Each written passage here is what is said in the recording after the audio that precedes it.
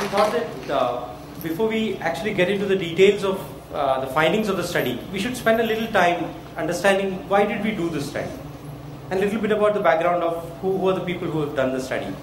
That will help us think about this a little better. So there's a little bit of history to this. 5 years back, Wipro and Educational Initiatives worked on the study called Student Learning in Metro. I don't know how many of you are aware of that. It was in 2006, a SLIM study as it was called, just published as a cover story in India Today. So that is somewhere where the story starts. One of the things that we had uncovered 5 years back was that when you look at the best schools in the country and assess the students in terms of learning outcomes, what you realize is that they do really well on some kind of questions. They do better on the rote learning kind of questions, on questions which require a lot of memorization or procedural kind of thinking. Whereas when they're really assessed on conceptual understanding questions, they lag behind. That was the core finding 5 years back. So, 5 years down the line, we felt a need to reassess this. So it's been 5 years, and how have schools done in the past 5 years? That was a core purpose with which we started off. But meanwhile, in this 5 years, one more thing happened that made us expand our framework a little. 5 years back, while we might just have looked at student performance, we looked at a lot more things in the quality education study. So a little bit about the background of where this framework came from. So the study, as you know, is conducted by WATIS, which is Wipro Applying Thought in Schools, and Educational Initiatives. Educational Initiatives you might already know a little bit about, so I'll speak a little bit about WATIS. Wipro Applying Thought in Schools, as Megha introduced, it's a decade-old initiative of Wipro's. And we've been working on school education reform projects. The difference is we are not an organization that directly works with schools. We actually work on building and nurturing a collaborative network of civil society organizations or educational organizations working in the country. So what Wipro Applying Thought in Schools has done over the last decade is to actually have a network of around 30 organizations from across the country which work on school education reform projects. So it's one level indirect. We don't directly work in schools. We work very closely with the organizations like Educational Initiatives that work on school education. And to throw some numbers, like over the past decade, we worked with around 2,000 schools, reached out to 8 lakh students, etc. But more important than that is this partnership network that we have evolved. And this is quite a diverse network. These 30 organizations that I was talking about, some of them were started in the late 70s with this idea of promoting science education. There was that whole spirit of science education that was prominent in the minds of people in the late 70s possibly. And some of them were started off with that kind of an intent, all the way up to a very young organization which today might be working on providing a complete packaged solution for schools. So there are very different kinds of organizations. We actually Wipro Applying Thought in Schools is an organization which actually comfortably works with these very different kind of organizations. So working with such a network gives us a certain understanding of quality education. That understanding of quality education is what has sort of expanded this framework.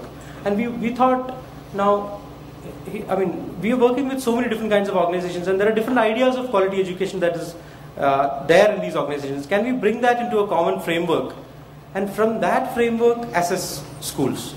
That is the big change between the study that happened 5 years back and the quality education study. So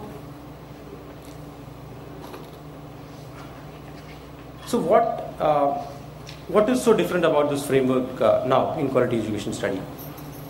Apart from student performance, in the quality education study, we are looking at 3 other areas. One is student attitudes and values. The second is what we are calling learning environments. I'll speak about each of that a little bit. And the fourth is what CBSE calls the co-scholastic areas. So we're trying to study student performance, student attitudes and values, learning environments, and co-scholastic areas. These are the 4 broad things that we are studying here. And to talk a little bit about each of these 4 areas, this is important because it sort of sets the context for the findings that will be presented in the next session. So in student performance, basically what we look at is students of class 4th, 6th and 8th in science, maths, English and social science. These are the 4 subject areas. And here the assessment is based on this expanded understanding of learning outcomes, in the sense that we are not, we're going beyond rote memorization kind of questions into questions that test conceptual understanding. So that's one area, student performance. Student attitudes and values is a very new, interesting area. One of the risks that we run for any such seminar is that if you do a study of performance and you do a study of 3 other things, the attention, the focus always will be on student performance, because that's how we are. We are geared to focus more on the outcomes much more than what really happens at schools or those other comparatively unmeasurable things that really happen in a school. So student attitudes and values is a very interesting new area from that point of view, in the sense that school is not the only entity that sort of inculcates a certain value system in the students. Absolutely not. It comes from parents, it comes from society, it comes from the media, but school also plays a role. So from that point of view, if we have a better understanding of how children think, then we can ask the question, does school have a role in this? And if so, what could that role be? There are no correct answers to this question, but possibly what we are trying to do is to raise this question, does school have a role to play in student attitudes and values? What we have done is a very humble thing. We have actually asked students a lot of questions about what they think about different issues in society. Issues like poverty, issues like gender relations, or interculturality, diversity. On questions like this, what do students think? This is just a beginning. An understanding of what students think will help us to go further on this. So that's what we try to do in student attitudes and values. And in learning environments, we're calling it by one phrase learning environments. It's a huge set of issues. Vaijayanti will talk about a little more detail later as to what are the various specific things that we studied within learning environments. But broadly, the thought from which we come is that generally when the public looks at schools, it looks at schools as a black box, whereas it's not a black box for you, because you, on a day-to-day basis, you deal with the issues that happen within a school. But to the parent or to the public, when they look at schools, they talk about board results and this and that, and hence whatever else happens there is, we sort of somehow outsource this to the school, and something happens there. We really don't want to know too much about that. That's the general sense that you get from talking to public about, especially about school education. Whereas in learning environments, what we are trying to do is to actually throw some light on this black box. What happens within a school? How is a school structured? Who are the different people? What are the decision making that happens? Who takes what decisions? What are the different approaches to teaching within a classroom? And out of the possible different approaches, what are the kind of approaches that are today popular in the best schools in the country? These are the kind of issues that we're trying to get into in the learning environments part of the study. And the 4th is core scholastic areas, where we really don't want to claim too much. We've just done 2 things basically. One thing is we've asked a lot of questions about what principals and teachers think about the importance of core scholastic areas, art, sport, music, etc. And what are the kind of facilities that are provided. And is there any relation between the level of importance that is attached to these things in the minds of people who run schools to the reality of what exists in schools in terms of facility. So I think in attitudes and values in core scholastic, I would say that we were just making a humble beginning. So roughly that's a brief overview of the 4 different areas that we've studied within quality education study. Now before we get into what we really learned within quality education study, there are some more points that need to be made. Some on the methodology and some on the limitations that the study might have. So from our point of view, this was a very large study. It covered 89 schools, around 23,000 students, 800 teachers. That's quite a large study. So while designing this study, we had to make a trade-off between 2 things. One is the richness of the tool used to do the study. Like for example, if we have a school observer actually come and spend 6 months in a school, now that is a different level of richness. But if you're studying 89 schools, that is somewhere not possible. So somewhere there is a trade-off between the richness of the tool used and the scale that we want. And scale is also important from the point of view of being able to generalize something. If you want to get an overview of what is happening in the best schools in the country, we need to study some higher number of schools, and for that this kind of rich tool is not possible. Somewhere there was this trade-off. So I think we need to be cognizant of this trade-off from the point of view that possibly we should not try to generalize too much, but on the other hand there are some learnings here which we need to think about. The basic tools that we used, and details will be shared later, but the basic tools used were, of course, the assessment tests were one big tool on the subjects. Apart from that, questionnaires were used for teachers and students. Interviews, focus group discussions happened for teachers and students, where apart from what happens is if you do a study which only has questionnaires, sometimes many things are lost in the paperwork. Right? So to get a better understanding, a more subjective view, we have done focus group discussions of teachers and students. So we do claim a little bit of credibility here for the findings. But that said, a lot of other possible subjective tools we could not use because of the scale that we had set out to do a study on.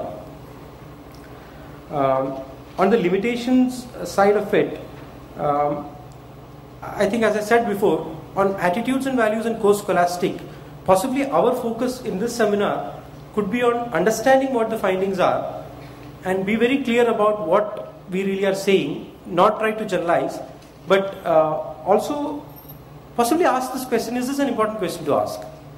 Is attitude and value an important question within a debate on quality education study in the country? Are core scholastic areas always going to be relegated to a secondary status, or does it have a position within the school?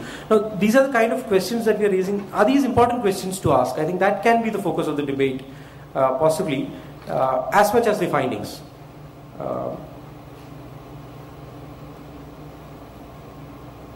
And another important thing is, now we have asked certain questions in the questionnaires and students are telling us something.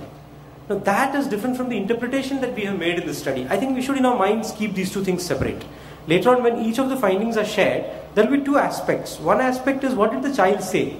Now that is not something that we can run away from. The child did say that. At the end of the day, the child made a particular choice when other choices were available. That is different, and the interpretation we have made is different. I think we should see these two things separately, simply because while the interpretation can be corrected, you might have a point of view that the interpretation was wrong. That does not mean that the child did not say that. So possibly this is an important limitation that we should be aware of, and we should keep that in mind when we respond to the study. And a lot of this is just a beginning. This study took us close to 1.5 years to do. And it was a lot of hard work on the side of education initiatives and the Wipro team, which was part of this. And what we realized is that many of these areas require further study. So we are probably raising some initial questions. They probably require further study, and we don't need to defend here. Neither do we feel the need to defend the study. We are open to all kinds of scrutiny. Neither do we think that the schools need to look at this from the point of view, hey, you're telling all these things about schools and we need to defend. This is not how it is. We don't need to see it that way, because I think all of us here are part of the problem and part of the solution at the same time. I think that's the sense. That's the sense with which we should be looking at this findings. So on that note, probably we can take a closer look at the findings of the quality education study. Thank you.